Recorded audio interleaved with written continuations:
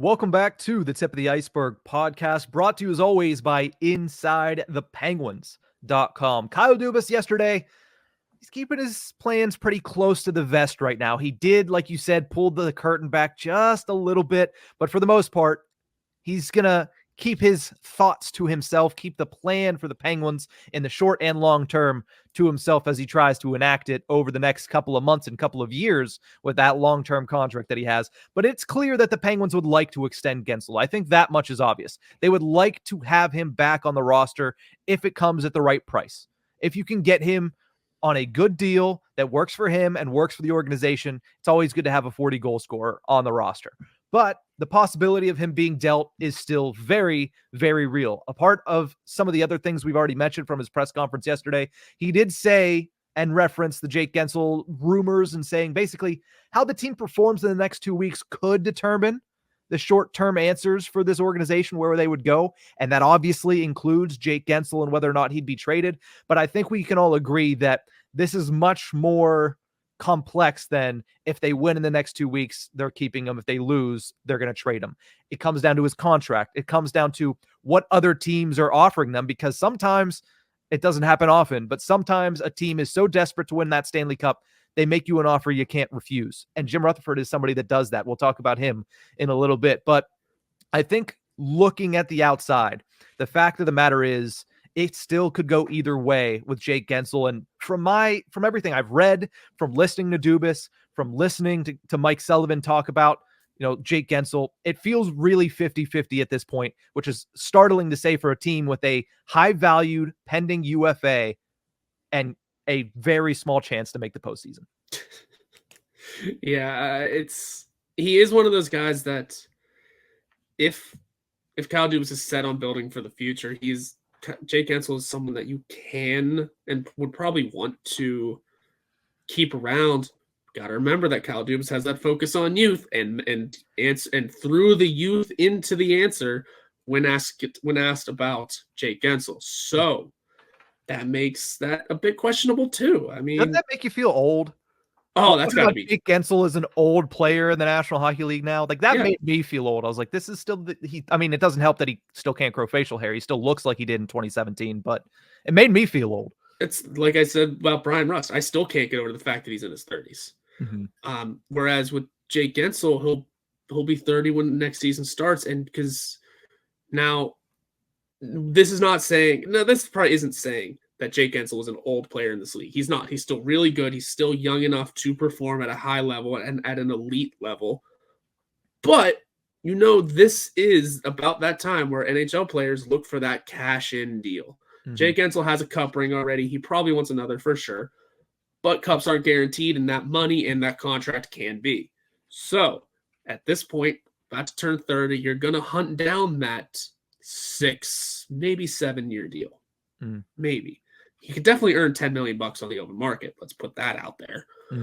He's going to get paid one way or the other. It's a matter of length of contract. He could get the old 10x7 or 7x10, whatever the way goes. He could earn $70 million with his next deal like that if he really wanted to. Whoever's going to plan to give it to him is up in the air. The Penguins, and we love Jake Guentzel, me and you. We love having him on the team. We like seeing what he can do. I don't think I'd want to sign Guentzel for 7 years. I just don't think that's in the cards. I don't think that's a decent enough plan. Not for $10 million. That's because that becomes a tough, like you can always structure it where you have a full no move clause for the first 4 years, and then you have a modified or no move clause at the end of it. And I understand that becomes a very big portion of the conversation when it comes to the agent and the general manager talking. But 7 years, getting him at the age of 37 with no Crosby, no Malkin, no Letang on this team, and probably a very young team around him. I don't know how enticing that is. I know it's not too enticing for me personally, but I don't think that's very enticing for many people looking at the Penguin situation right now. Correct. And whenever I say I wouldn't personally bring Guentzel on for 7 years, because you genuinely don't know what you're going to get out of a player once they surpass that 33, 34, 35, age barrier, that age gap.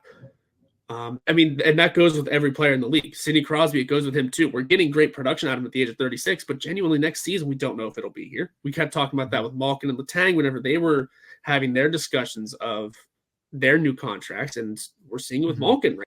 I mean, he's not the same player anymore, and it's pretty obvious.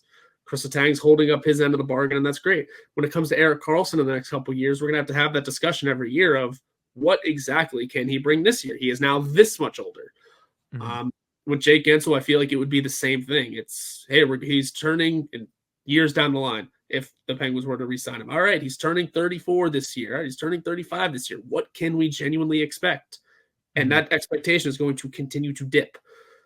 And that's just the harsh reality of being 30 years old in the league. And in a league that's getting younger and faster, I know this might be the wrong take, but when it comes down to it, it just might be time to move on from Jake Guentzel. Yeah, and I've said it, hard and fast that you don't trade 40 goal scorers and expect to get better.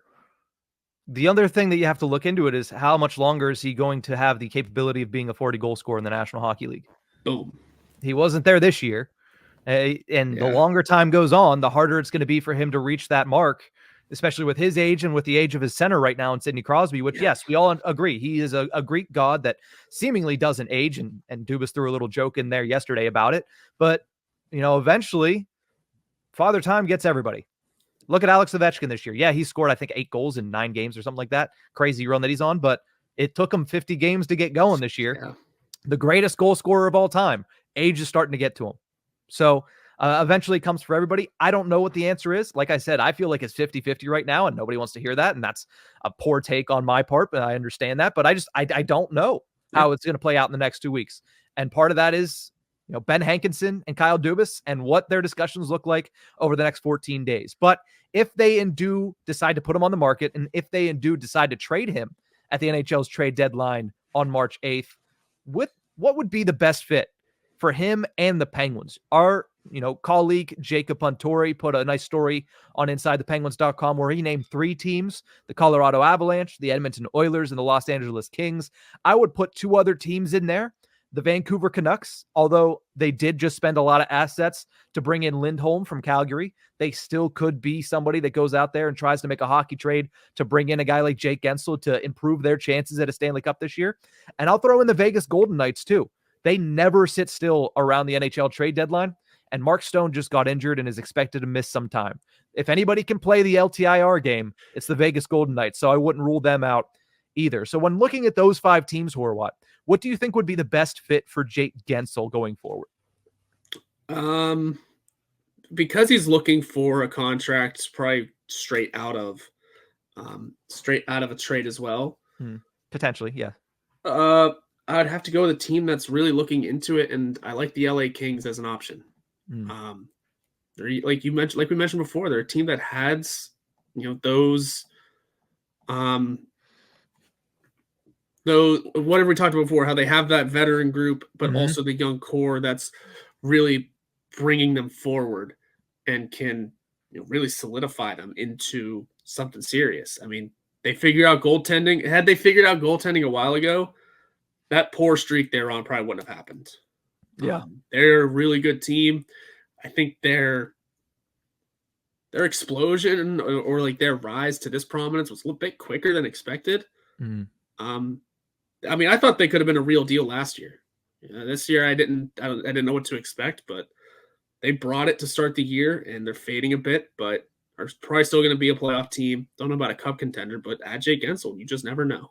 Yeah. And this is a team that also, something you have to keep an eye on with the LA Kings, lost Victor Arvidsson the other day to injury. We don't know the extent of that, but if he's out for a long extended period of time, maybe they are in the market for a winger because, like you mentioned, they're a team that right now it's their time. Yep. They need a goaltender, and that's probably top of the mind, but adding some scoring is never a bad thing, especially when you're going to have to go into a couple of games that might turn into shootouts. I mean, the Edmonton Oilers like to win games by a score of 6-5.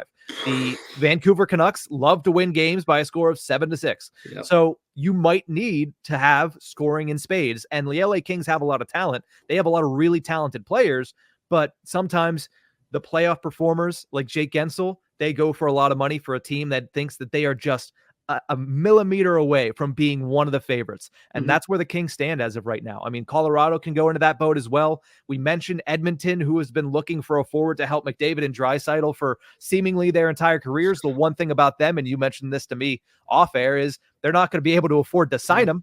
But they'll be able to try to trade for him maybe. Yeah. But that also is another thing that goes into this. Is a team or a potential suitor looking to say, hey, we just need him as a rental. We're not going to be able to really sign him. We might try to handle that down the road, but we really want him for the next 30 games and the playoffs. Or is there a team that's like, hey, we think that we could sign him to a deal? And does Dubas allow this to happen where they can start to talk a little bit with Ben Hankinson about the framework and what that would look like for a potential sign and trade?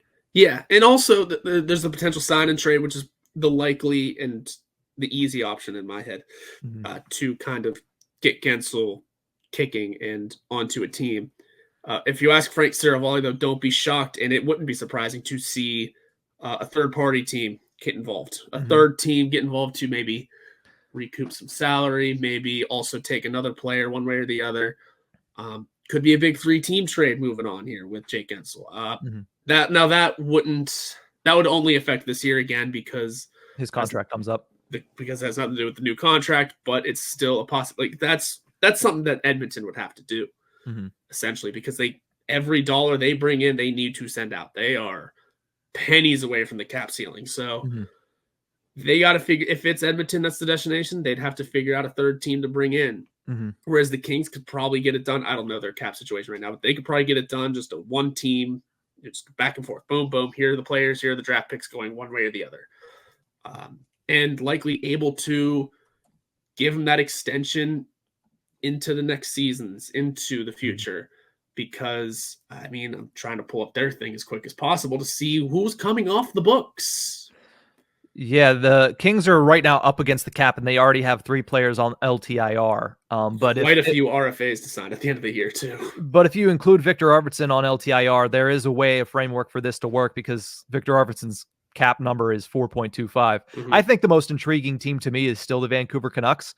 Obviously, there is the connections. They are basically Penguins West at this point, with Tocchet and Rutherford and Bluger and Ian Cole and Casey DeSmith, and I probably missed one. Sam Lafferty's out there as well. So adding Jake Guentzel to that, a player that has had success with a lot of those players in the past, I think makes a lot of sense. And I also think there's a player that could come back in the other direction that might make some sense for the Penguins to try to not replace Jake Guentzel. They're not going to replace Jake Guentzel in any trade that they make. But if you get a player that's a little bit younger, that provides some offense, that could be a middle 6 to top 6 type player, I think it'd be interesting if they went out and they included Connor Garland in any potential deal.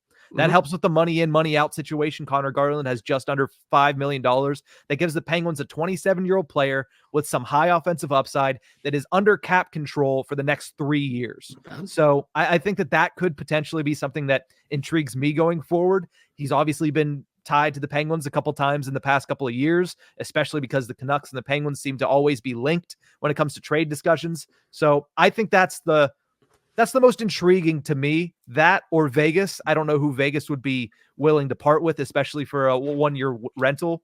Yeah. But, I liked what I saw from Brendan Brisson when they played. So maybe you include him. Maybe he comes and visits his old babysitter and joins the Penguins organization with Sidney Crosby. But I think the Vancouver Canucks, to me, is the most intriguing and the best fit for the Penguins as far as who they could trade and get back with the 5 of these teams. When you were listing former Penguins on the Canucks, by the way, you missed a big one. And his name is Philip J. Kessel. I don't know if that's his middle name. Oh, that's right. But Phil Kessel is working out in Abbotsford. His spot on the Vancouver Canucks is not guaranteed, but it is it's a process, and it's a possibility that there is another former Penguin on that team. What's his middle name? If you say it starts with a J. It starts with a J. I'm so good. Philip Joseph Kessel. Oh, we share a middle name. Love to see it. Philip Joseph Kessel Jr., by the way, also. That's where I think I got the J from. That's his government name, at least. Doxed him like that, I see. I hope that when he joins the Canucks, he does Kessel Jr. finally. I don't know. I think that'd be interesting to see on a jersey. But no, at the end of the day, you think Kings, I'm thinking Canucks here. And at the end of the day, any trade that gets the Penguins in the framework that we've talked about, which is probably a first-round pick, a top prospect, and also an NHL talent to come and play obviously money in, money out with that game because Guentzel still has $6 million on this year's cap hit. But I think when I'm looking at these 5, the one I want to see him go to, if we take out the return and we take everything else out, I'd like to see him go to the Colorado Avalanche because I'd like to see him play with Nathan MacKinnon. I think that would be intriguing. And also because of these teams, I'd like to see the Colorado Avalanche win more than the other 4. Oh yeah, absolutely. Well, I think Vancouver would be interesting, but that trend of no Canadian teams winning the cup in a long time has to continue. I'm sorry. It's goofy, it's funny, and it drives Canada nuts. It's been over 30 years now, 1993. Yes. It was either the year before or after the Penguins back-to-backs, the first ones. I believe it's after, though. So it's after. Yeah, I think the Montreal Canadiens won after, and the Penguins probably should have won that year, but, Damn Oilers. Islanders. Yes. Orange and blue. I'm tired. It's been a good episode. I had to fall apart at some point. Hey, fair enough. You made it 50 minutes. I commend you for that one. We've talked a lot about a lot going on. You had a very hectic day yesterday on the internet and otherwise. So I think we'll leave it at that. The Penguins obviously have a lot to discuss over the next 2 weeks. There should be a lot of news that comes out about their direction. We'll see what Kyle Dubas decides to do.